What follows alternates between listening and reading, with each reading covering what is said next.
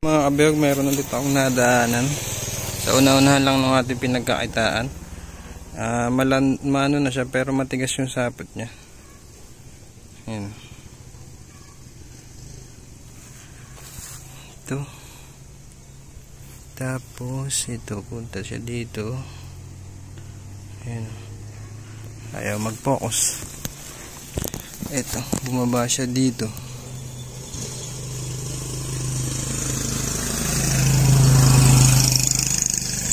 Ayun, nakita na naman, gumagalaw yung dahon. Gawa ng hangin. Hindi, pero na ito nga yung sabot niya. Ito. Papunta dun sa dahong yun. Ay, ayun na, kita ng laman. Ayun. Ayun.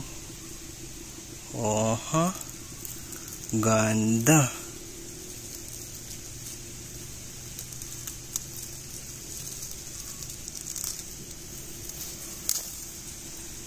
Laki ng dahon niya pinagtaguan. Kasi ang laki din niya. Try natin tong palakarin. Grabe. So binuklat ko yung dahon niya mga kabiyog. Meron siyang itlog. Ito. Nakaitlog na.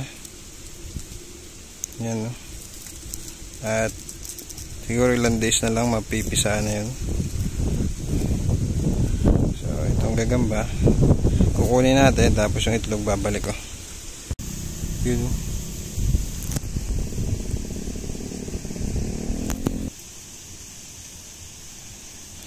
Okay na yun.